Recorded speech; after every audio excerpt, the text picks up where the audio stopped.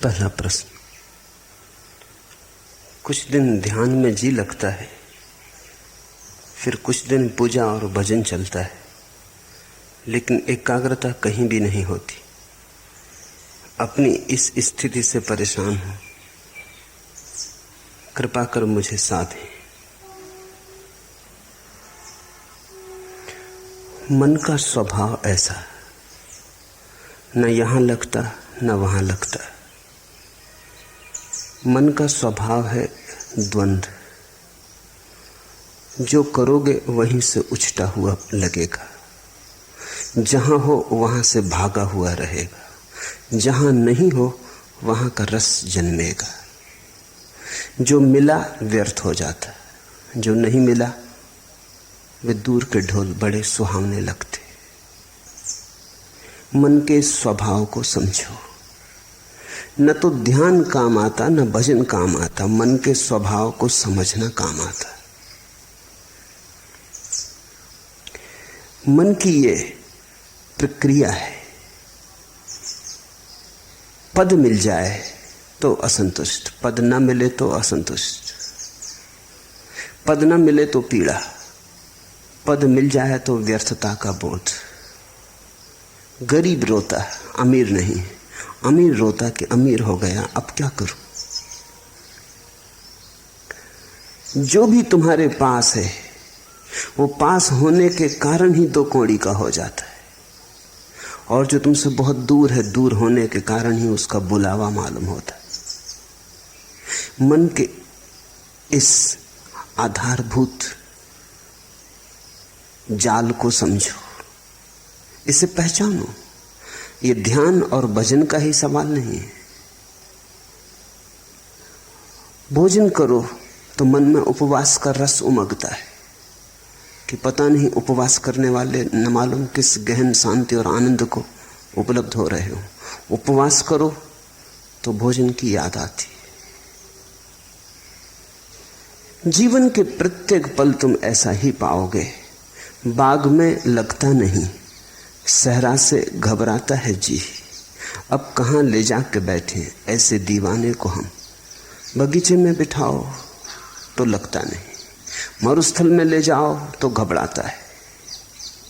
बाग में लगता नहीं, सहरा से घबराता है जी। अब कहाँ ले जाके बैठे ऐसे दीवाने को हम। मन एक तरह का पागलपन है, एक तरह की विक्षिप्तता है। मन से मुक्त होना ही मुक्ति है, मन के पार होना ही स्वस्थ होना है। तो पहली तो बात, मन के इस स्वभाव को समझने की कोशिश करो। अक्सर लोग समझने की कम कोशिश करते हैं, छुटकारा पाने की ज्यादा कोशिश करते हैं, और छुटकारा बिना समझे कभी नहीं। तो तुम्हारी आकांक्षा यह होती कैसे झंझट मिटे, लेकिन बिना समझे झंझट मिटी ही नहीं। ना समझी में झंझट है, तो तुम चाहते हो कैसे इस मन से छुटकारा हो, लेकिन पहले इसे पहचानो तो, इससे दोस्ती तो साथ हो, इससे परिचय तो बनाओ, इसके कोने कांतर तो खोजो, दिया तो जलाओ कि इसके सारे स्वभाव को तुम ठीक से देख लो। उस देखने में, उस दर्शन में, उस साक्षी भाव में ही तुम पाओगे विजय की यात्रा पूरी होने लगी। जिस दिन कोई मन को पूरा समझ लेता, उसी दिन मन विसर्जित हो जाता। जैसे सूरज के उगने पर ओस कण तिरोहित हो जाते, ऐसे ही बोध के जगने पर मन तिरोहित हो जाता। जैसे दिए के जलने पर अंधेरा नहीं पाया जाता, ऐसे समझ के, प्रज्ञा के दिए के जलने पर मन नहीं पाया जाता। तो मन से लड़ो मत। पहली बात, लड़ने का अर्थ ही ना समझिए। लड़के कभी कोई जीता? तुमने यही सुना है कि जो लड़े वो जीते। मैं तुमसे कहता हूं, लड़के कोई कभी जीता? समझ के जीत होती। लड़ने वाले तो ना समझ। लड़ोगे किससे? छायाओं से लड़ रहे हो। जैसे कोई अपनी छाया से लड़ने लगे, खींच ले तलवार, करने का लगे हमला। परिणाम क्या होगा? छाया कटेगी। परिणाम यही होगा, खुद ही थकेगा। और डर है कि छाया से लड़ने में कहीं अपने हाथ पैर न काट ले। क्रोध में, उबाल में पागल ना हो उठे। कहीं ऐसी घड़ी ना आ जाए कि विक्षिता में अपने को ही काट ले। अक्सर मन के साथ लड़ने वाले ऐसी ही स्थिति में पड़ जाते। मन तुम्हारा है, तुम्हारी छाया है नहीं, बस छाया जैसा है। रोशनी बढ़ाओ, थोड़े जाग के मन को समझो। जब ध्यान करो मन कहे भजन में, तो जरा जाग के देखो, एक तरफ खड़े होकर देखो कि मन क्या कह रहा है। जब भजन करो और मन कहे ध्यान लगाओ, तब जाग के देखो कि मन क्या कह रहा है। इसकी चालबाजियां पहचानो, इसकी कूटनीति पहचानो। मन बड़ा राजनीतिज्ञ है, ये तुम्हें भटकाए रहता है, ये तुम्हें चलाए रहता है। और तुमने ध्यान करके भी देख लिया, वहां भी नहीं लगा, और तुमने भजन करके भी देख लिया, वहां भी नहीं लगा। तो अब ये तो समझो कि मन कहीं लगेगा ही नहीं। मन का लगना धर्म नहीं, ना लगना मन की आदत है। कहीं लगता नहीं, जो नहीं लगता वही मन है। तो अब जब मन तुमसे कहे कि ध्यान करो, क्या भजन में पड़े हो, तो जाग के देखना कि ये फिर वही मन जो कहीं नहीं लगता, भजन में भी नहीं लगा था। तब इसने कहा था ध्यान करो, अब कहता है भजन करो। पहले कहा संसार में उलझे रहो, फिर कहा संन्यास ले लो। अब संन्यास में भी नहीं लगता, कहता है संसार में लौट चलो। इस मन को जरा देखना, कुछ करने की बात नहीं है, सिर्फ शांत भाव से देखना। तुम्हारे देखने में ही तुम पाओगे मन गिरने लगा, तुम पर उसकी पकड़ जाने लगी। तुम पर पकड़ छूट जाए, तुम थोड़े शिथिल हो जाओ मन के पास से, तुम थोड़े बाहर सरकने लगो। न तो ध्यान से घटती है बात, न भजन से घटती है, समझ से। इसलिए समस्त धर्मों का सार है जागरूकता। प्रश्नकर्ता पूछता है एकाग्रता नहीं बनती, एकाग्रता की खोज ही गलत है, जागरूकता खोजो। एकाग्रता की खोज तो फिर मन के ही सिक्कों में फंसे। ये मन ही है जो कहता है एकाग्र बनो, ये तुम्हें असंभव चीजें करने को देता है, फिर वो नहीं होती तो तुम हारे थके परेशान हो जाते हो। एकाग्रता की कोई जरूरत ही नहीं है। थोड़ा जीवन की गणित की व्यवस्था के सूत्र समझने चाहिए। पहला सूत्र, जब भी मन नहीं होता तब तुम एकाग्र होते हो। कभी अपने काम में पूरे संलग्न, चाहे बुहारी लगा रहे हो घर में, लेकिन पूरे संलग्न। अचानक तुम पाते हो मन नहीं, संगीत सुनते संलग्न, मन नहीं है। चित्र बनाते, किसी भी घड़ी जब तुम पाते हो कि मन नहीं है, तुम ही हो, तो एकाग्रता अपने आप घटती है। एकाग्रता घटाई नहीं जा सकती। एकाग्रता मन की तन्मयता का परिणाम है। जब मन डूबा होता है तब तुम एकाग्र होते हो, जब मन उभर आता है तब तुम अनेकाग्र हो जाते हो। मन तुम्हें अनेक में बांट देता है, खंड खंड कर देता है। अब तुम चेष्टा कर रहे हो एकाग्र होने की। एकाग्र होने की चेष्टा और झंझट लाएगी, क्योंकि करोगे किससे चेष्टा तुम एकाग्र होने की? मन से ही करोगे। सब चेष्टा मात्र मन से होती। अब तुम एक ऐसे काम में लगे हो जैसे कोई आदमी अपने जूते के बंद खींच खींच के खुद को उठाने की कोशिश करे। खुद को कैसे उठाओगे जूते के बंद खींच के? थोड़े बहुत उछल कूद लो, फिर बार बार जमीन पर पड़ जाओगे। ये असंभव चेष्टा है। मन कभी एकाग्र नहीं होता। जब एकाग्रता होती तो मन नहीं होता। तो तुम मन के द्वारा एकाग्र होने की चेष्टा ही छोड़ो। तुम तो छोटे छोटे कामों में रस लो। रस का परिणाम है एकाग्रता। बुहारी लगाओ तो ऐसे लगाओ जैसे भगवान के मंदिर में लगा रहे हो, चाहे घर तुम्हारा ही हो, है तो भगवान का ही मंदिर। भोजन करो तो ऐसे ही करो जैसे भगवान को ही भोग लगा रहे हो। भोजन तो तुम ही कर रहे हो, लेकिन अंततः तो भगवान को ही लग रहा है भोज। वही तो तुम्हारे भीतर आके भूख बना, उसी ने तो तुम्हारी भूख जगाई। वही तो तुम्हारे भीतर भूखा है, उसके लिए ही तो तुम भोजन दे रहे हो। रस जगाओ, एकाग्रता की बात मत उठाओ। रस का सहज परिणाम एकाग्रता है। जो करते हो उसे रसपूर्ण ढंग से करो, उसमें डुबकी लो। छोटे और बड़े काम नहीं है दुनिया में, जिस काम में तुम डुबकी ले लो वही बड़ा हो जाता है। बुहारी लगाने में डूब जाओ वही बड़ा हो जाता है। कबीर कहते हैं, खाऊं पीऊं सो सेवा, उठूं बैठूं सो परिक्रमा।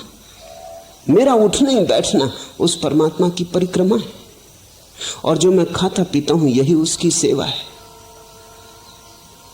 रस, मेरे देखे अधिक लोगों के जीवन का कष्ट यही है कि वो जीवन में कहीं भी रस नहीं ले रहे हैं। जो भी कर रहे हैं बेमन से कर रहे हैं, कर रहे हैं क्योंकि करना है, खींच रहे हैं। जैसे बैलगाड़ी में जुते बैल, ऐसा जीवन को खींच रहे हैं, नाचते हुए, उमंग से भरे हुए नहीं।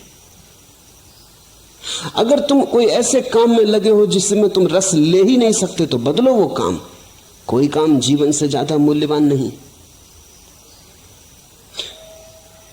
अक्सर ऐसा हुआ है, हो रहा है कि लोग ऐसे काम में उलझे हैं जो उनमें रस नहीं जगाता। किसी को कवि होना था, वो जूते बेच रहा है, बाटा की दुकान पे बैठा है, और जिसको बाटा की दुकान पे बैठ रहा था वो कविता कर रहा है, तो उसकी कविता में जूते की पालस की गंध आती, आएगी ही। लोग वहां हैं जहां उन्हें नहीं होना था, और ये विकृति के कारण है क्योंकि तुमने कभी अपने सहज भाव को तो खोजा नहीं। किसी के पिता ने कहा कि दुकान करो, इसमें ज्यादा लाभ है।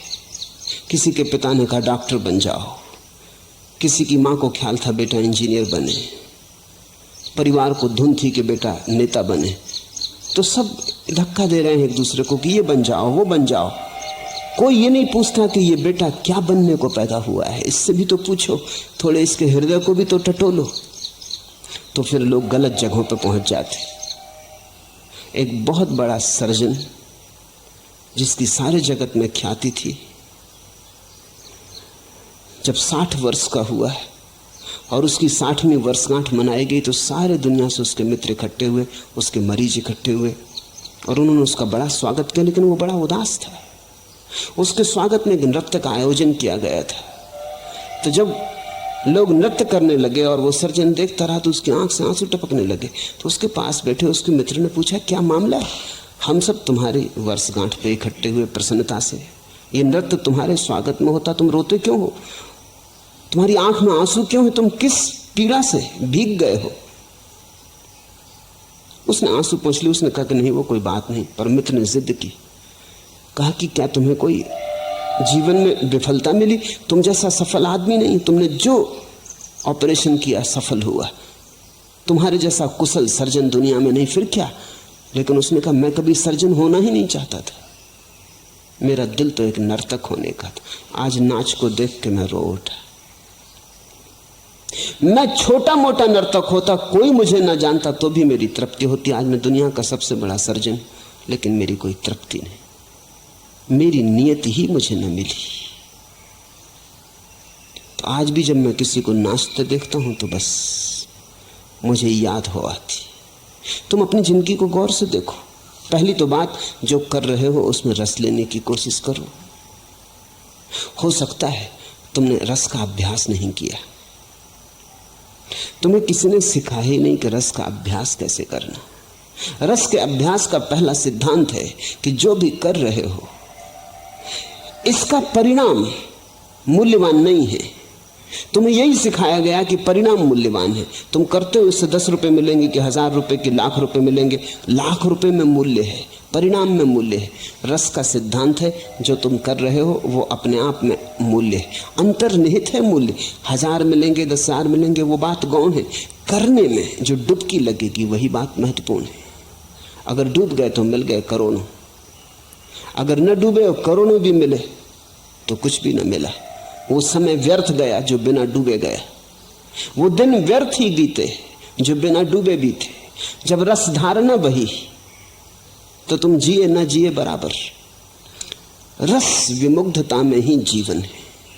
तो पहली तो बात, जो कर रहे हो, तुमसे नहीं कहता कि जल्दी बदलने में लग जाना, क्योंकि हो सकता है तुम अपना काम भी बदल लो और रस ना आए, क्योंकि रस आने की तुम्हारी आदत ही ना रही हो, तुमने रस बनाने की बात ही ना बनाई हो। तो पहले तो जो कर रहे हो उसमें रस लेने की कोशिश करना। 100 में 50 मौके तो ऐसे हैं कि तुम उसी में रस ले पाओगे। रस लेते ही एकाग्रता हो जाएगी। देखा, स्कूल में छोटे बच्चे पढ़ते हैं, बाहर चिड़िया गुनगुनाने लगी गीत, बच्चा एक टक होकर सुनने लगता है। शिक्षक डंडा पीटता है टेबल पर कि यहां ध्यान दो, एकाग्रता करो। एकाग्रता बच्चा कर ही रहा है, मगर शिक्षक में नहीं कर रहा। ये बात सच है। ये ब्लैक बोर्ड पर नहीं कर रहा, ब्लैक बोर्ड पर लिखे अक्षरों पर नहीं कर रहा। लड़का तो एकाग्रता कर ही रहा है, एकाग्रता तो हो ही रही। वो जो चिड़िया गीत गा रही वो उसे सुन रहा है। शिक्षक कहता एकाग्रता करो, मन को ऐसा विचलित मत करो। बात बिल्कुल गलत कह रहा है शिक्षक। शिक्षक उसके मन को विचलित करने की कोशिश कर रहा है। वो एकाग्र है। अगर कोई बाधा ना दे तो ये सारा संसार थोड़ी देर के लिए मिट जाएगा। वो चिड़िया की गुनगुनाहट होगी, उसका गीत होगा, इस बच्चे की भावदशा होगी, और ये एक बात सीख लेगा, रस की। रस चूंकि उसे चिड़िया के गीत में आ रहा है, इसलिए एकाग्र हो गया है। उसी कक्षा में ऐसे बच्चे भी होंगे जिन्हें रस गणित के सवाल में आ रहा है, वो वहां एकाग्र हो गए। हमें लोगों को एकाग्रता नहीं सिखानी चाहिए, उनका रस देखकर उन्हें दिशा देनी चाहिए। जो बच्चा गणित को सुन के एकाग्र हो गया, बाहर भौंकते कुत्ते, लड़ती बिल्लियां, गीत गाती चिड़ियां, रास्ते पे बैठे मदारी की बीन कुछ नहीं सुनाई पड़ती, ये बच्चा आइंस्टीन होने को पैदा हुआ है। इसकी एकाग्रता ही खबर देती है।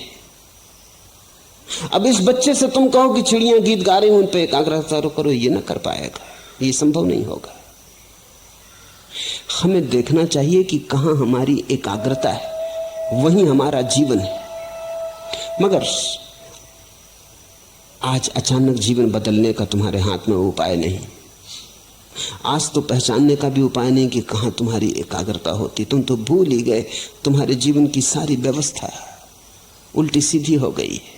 दूसरों ने तुम्हें चला दिया, दूसरों ने तुम्हें मार्ग दे दिया, दूसरों ने तुम्हें दिशा और आदर्श दे दिए, तुम्हें पूरी तरह भरमा दिया है। पहले तो जो काम कर रहे हो उसमें रस लेने की आकांक्षा जगाओ। जो काम कर रहे हो उसे इतने भाव से करो, इतनी मगनता से करो कि उससे अतिरिक्त ऊर्जा बचे ही नहीं विघ्न बाधा डालने को। एकाग्रता का और क्या अर्थ होता है? एकाग्रता कोई जबरदस्ती थोड़ी, एकाग्रता बड़ी स्वाभाविक घटना है। अब तुम यहां मुझे सुन रहे हो, जिनको मेरी बात में रस आ रहा है वो एकाग्र है। एकाग्रता कर थोड़ी रहे हो, एकाग्रता हो रही है, इसे समझने की कोशिश करो। तुम्हारे करने की थोड़ी बात है। तुम थोड़ी के बैठे हो सब मांसपेशियों को खींच के और आंखें मुझ पे गड़ा के और चेष्टा कर रहे हो कि एकाग्रता। ऐसी एकाग्रता करोगे तो तुम सुन ही ना पाओगे जो मैं कह रहा हूं। एकाग्रता सहज है, तुम्हें रस आ रहा है, उसी रस कारण तुम चल आए हो, उसी रस के कारण तुम रोज चलते आए हो, वही रस तुम्हें लाता रहा है। रस है तो एकाग्रता है, तो तुम रस को जगाओ, एकाग्रता की बात ही छोड़ दो। अगर रस जगे ही ना तो फिर समझो, फिर हिम्मत करो, साहस करो, बदलो उस व्यवस्था को जिसमें रस नहीं जगता। हो सकती है वो व्यवस्था तुम्हारे लिए नहीं। तो दरिद्र हो जाना बेहतर है समृद्ध होने की बजाय, सड़क का भिखारी हो जाना बेहतर है सम्राट होने की बजाय, अगर रस आ जाए। क्योंकि रस ही सम्राट बनाता है। तो कभी कभी तुम किसी भिखारी के चेहरे पर ऐसी आभा देखोगे जो सम्राटों के चेहरों पर नहीं दिखती। रस विमुग्ध है, वो अपने काम में लीन है। रथचाइल्ड ने अपनी आत्मकथा में लिखा है कि एक भिखारी आया, 5 बजे सुबह उसका दरवाजा खटखटाने लगा। वो बड़ा नाखुश हुआ।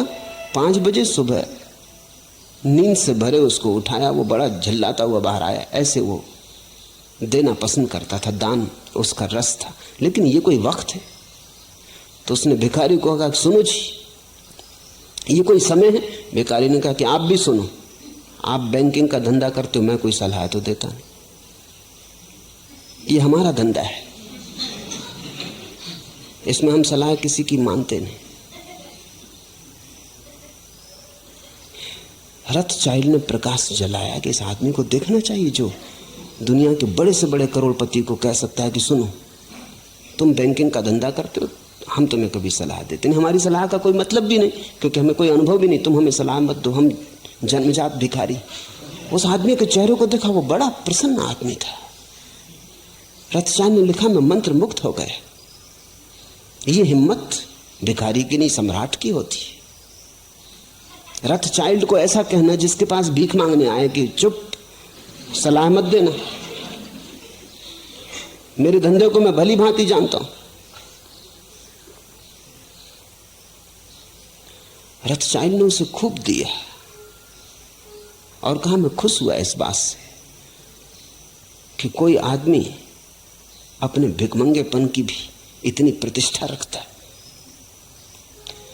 कभी तुम्हें राह का भिखारी भी प्रसन्न मिल सकता है। प्रसन्नता का कोई संबंध इससे नहीं कि तुम्हारे पास क्या है, जो भी तुम्हारे पास है उसमें अगर रस है तो प्रसन्नता है।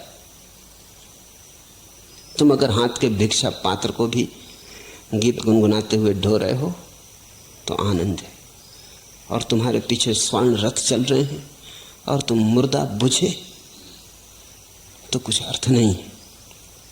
एकाग्रता मत पूछो, यद्यपि तुम्हें यही सिखाया गया है स्कूल से लेकर विश्वविद्यालय तक, और तुम्हारे तथाकथित धर्म गुरु भी तुम्हें यही सिखाते हैं कि एकाग्रता। मैं तुमसे कहता हूं रसमग्नता, वो शब्द हटा दो, क्योंकि वो शब्द सीधा काम का ही नहीं है। एकाग्रता जरूर आती है, मगर परिणाम की तरह आती।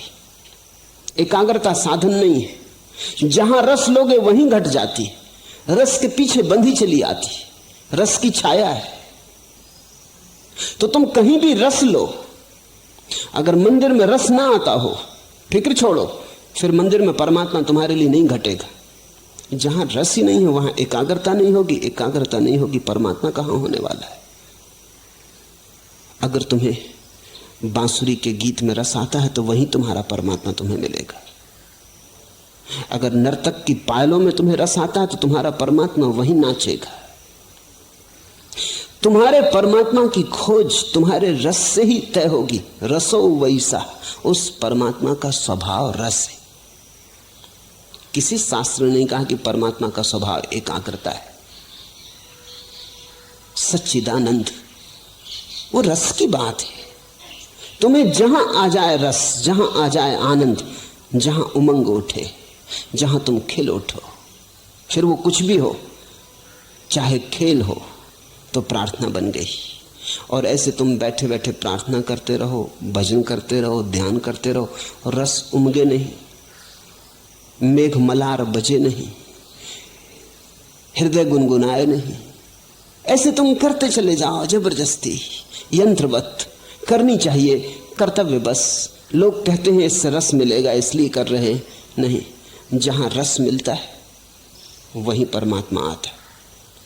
इसलिए मैं तुमसे कहता हूं कि मेरे पास तुम्हें देने के लिए कोई अनुशासन नहीं है, क्योंकि अनुशासन कोई भी होगा पराया होगा, दूसरे का होगा। तुम्हें अपना अनुशासन खोजना पड़ेगा।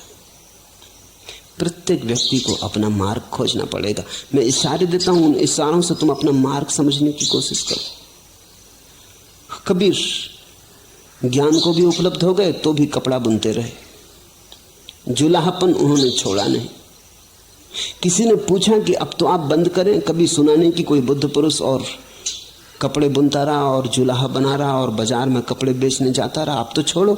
लेकिन कहते हैं कबीर ने कहा इसी कपड़े के बुनने ने तो मुझे परमात्मा से मिला है, इसे कैसे छोड़ दूं। ये मेरी प्रार्थना, ये मेरी पूजा, ये मेरी अर्चना। झीनी झीनी बिनेरी चदरिया, वो जुलाहे का गीत है, कोई और दूसरा तो गा भी नहीं सकता। बुद्ध कैसे गाएंगे? बुद्ध ने कभी चदरिया बिनी नहीं, उन्हें कुछ पता भी नहीं। महावीर कैसे गाएंगे? चदरिया थी वो भी छोड़ दी। उनसे तो पूछो कैसी छोड़ी रे चदरिया, तो बता सकते। लेकिन कबीर ने बुन बुन के पाया, वो ताने बाने चादर के बुनते बुनते उनका ध्यान फला, वहीं रस विमुक्त हुए। पर कैसे पाया उन्होंने? क्योंकि हमें बुद्ध की बात समझ में आ जाती है कि दूर बोधि वृक्ष के नीचे ध्यान में बैठे हुए, कि महावीर वनों में पर्वतों में एकांत में 12 वर्ष मौन में खड़े हुए। कबीर कपड़ा बुन बुन के पा लिए, रस से बुना होगा। कबीर कहते थे राम के लिए बुन रहा हूं। सभी ग्राहकों में राम देखते थे। जब अपना कपड़ा बुन के वो काशी के बाजार में बेचने जाते, कोई मिल जाता रास्ते में, कहाँ जा रहे हो, तो वो कहते राम आए होंगे, उनको जरूरत है, कपड़ा बुन के लाया हूं, बड़ा बढ़िया बुना है, राम को देने जा रहा हूं। जब कोई ग्राहक उनसे कपड़ा खरीदता तो वो कहते संभाल के रखना राम, बड़ी मेहनत से बुना है, बड़े रस से बुना है, कपड़ा ही नहीं है, पीढ़ी दर पीढ़ी चले ऐसी मजबूती से बुना है। अपने प्राण उंडेले। तो जिसको ग्राहक में राम दिखाई पड़े, अब उसे किसी बोधि वृक्ष के नीचे जाने की जरूरत न रही। सभी लोग बोधि वृक्ष के नीचे जा भी नहीं सकते, और अच्छा है कि जाते नहीं तो बड़ी झंझट खड़ी हो जाए। एक आध बुद्ध बोधि वृक्ष के नीचे बैठता है, चलता है, एक आध महावीर मौन खड़ा हो जाता है, चलता है, लेकिन सभी ऐसे खड़े हो जाएं तो जीवन बड़ा विरस हो जाएगा। अधिक को तो कबीर जैसा होना पड़ेगा, अधिक को तो गोरे जैसा होना पड़ेगा। गोरा कुम्हार बस घड़े बनाता रहा, और घड़े बनाते बनाते खुद को भी बना लिया। और रैदास जूते सीते सीते, जूते बनाते बनाते पहुंच गए। तो तुम जो कर रहे हो उसमें रस डालो, उंडेलो रस, वहीं तुम्हारा भजन, वहीं तुम्हारा ध्यान। अगर तुम्हारी सारी चेष्टाएं असफल हो जाएं तो फिर साहस करो, तो फिर तुम गलत जगह हो। तुम कुछ ऐसी जगह बहने की कोशिश कर रहे हो जो चढ़ाव पर है। तो नदी चढ़ाव पे तो नहीं बहती, ढाल पर ही बह सकती है।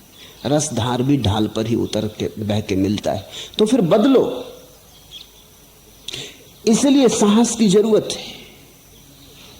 पहले सारी चेष्टा कर लो, और फिर तुम्हें लगे कि नहीं, इस ढंग से मेरे लिए परमात्मा से मिलन नहीं हो सकेगा, तो बदलो। उस बदलाहट को मैं संन्यास कहता हूं। बदलने की हिम्मत रखो। एक आदमी 40 साल तक लंदन के बाजार में दलाल का काम करता रहा। बड़ा सफल आदमी था, खूब कमाई थी, सब तरह का सुख था। किसी ने कभी सोचा भी न था एक रात वो घर से नदारद हो गए। पत्नी भी भरोसा ना कर सकी, बेटे भी भरोसा ना कर सके, मित्र भी भरोसा ना कर सके, काम धंधे में जो लोग संबंध था वो भी भरोसा ना कर सके। क्योंकि ना तो वो आदमी कभी किसी और स्त्री के संग में देखा गया था कि पत्नी सोच भी सके कि वो किसी स्त्री के साथ भाग गया, न उसके कोई धार्मिक रुझान थे कि वो कोई किसी जाके आश्रम में सन्यासी हो गया होगा, न कोई दुख था कि आत्महत्या कर ली होगी। सब भांति सुखी संपन्न आदमी था, जिसको हम सुखी संपन्न कहते, वैसा आदमी था, सब ठीक ठाक था। कोई 3 साल बाद उस आदमी का पता चला कि वो पेरिस में चित्रकला सीख रहा है। भिखमंगे की हालत हो गई है। भागे उसके मित्र, उसने कहा तुमने ये क्या किया? तुम्हारे पास सब था, सब ठीक था। उसने कहा वही अड़चन थी, सब ठीक था, कहीं कुछ गड़बड़ ना थी, लेकिन कोई प्रफुल्लता ना थी, कहीं कोई उमंग ना थी। सब ठीक चल रहा था और सब ठीक में चला रहा था, लेकिन कोई रसधार न बह रही थी। मेरे जीवन में सदा से आकांक्षा थी कि चित्रकार बनूं, दलाल बनना मैंने कभी चाहा न था। वो सफलता संयोगिक थी। अब मैं खुश, मेरे पास अब कुछ भी नहीं है। चित्र बनाता हूं, बिक जाते हैं तो भोजन के लायक, कपड़े के लायक इंतजाम कर पाता हूं। अपने पास रहने का छप्पर भी नहीं, एक मित्र के कमरे में बना हूं, रह रहा हूं, लेकिन वापस मुझे जाना नहीं। मैं प्रसन्न हूं। और जो मित्र गए थे उन्होंने देखा कि वो आदमी एक अद्भुत ऊर्जा से, एक अद्भुत आभा से भरा था। सूख गया था शरीर उसका, लेकिन एक रोशनी थी। उसने कहा मैं किसी से नाराज नहीं हूं। मेरी पत्नी को कहना मैं किसी से नाराज नहीं हूं, सब ठीक था।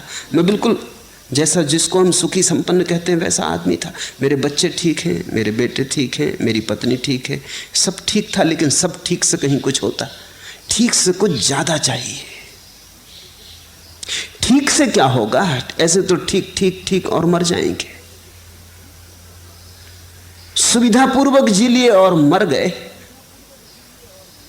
नाच तो पैदा ही ना हुआ, जीवन में फूल तो खिले ही नहीं, लौटा नहीं वापस। बड़ा चित्रकार बन गया। इसे मैं सन्यास कहता हूं। न उसने गैरिक वस्त्र पहने, न वो किसी आश्रम में गया, लेकिन इसे मैं सन्यास कहता हूं। सन्यास का अर्थ हुआ साहस इस बात का कि अगर दिखाई पड़े कि मेरा जीवन मरुस्थल में खोया जा रहा है तो अपनी राह बदल लेने की, चाहे कोई भी कीमत चुकानी पड़े। आदमी कमजोर है, वो सुविधा से जीता है। चाहे कुछ ना मिले लेकिन सुविधा तो है, सुरक्षा तो है, कुछ ना मिले। इसलिए ये सारे प्रश्न उठते हैं कि एकाग्रता कैसे सधे। तो पहले तो कोशिश करना, सध जाए तो शुभ। चेष्टा करने से 50% मौके हैं सध जाएगी, न सधे तो हिम्मत करना, देर मत लगाना, क्योंकि जिंदगी रोज हाथ से सरकी जाती। जिंदगी उन्हीं की है जो हिम्मत से जिंदगी को बदलने के लिए तैयार होते, नहीं तो जिंदगी बह जाती चिकने घड़े के ऊपर जैसे वर्षा का जल बह जाता, कुछ भरता करता नहीं, या उल्टे घड़े पर जैसे वर्षा गिरती रहती, टप टप बहुत आवाज शोरगुल मचता, लेकिन घड़ा खाली खाली रहता, उल्टा रखा है। तो जरा गौर से देखना, तुम्हारा घड़ा अगर भरता ना हो तो कहीं उल्टा तो नहीं रखा है। तो ना तो मौलिक सवाल ध्यान का है, न भजन का है, मौलिक सवाल समझ का है। मन के स्वभाव को समझो। एकाग्रता की बात ही मत उठाओ, रसमयता की बात उठाओ। रसमयता के पीछे पीछे तुम पाओगे एकाग्रता घूंगर बजाती हुई चली आती।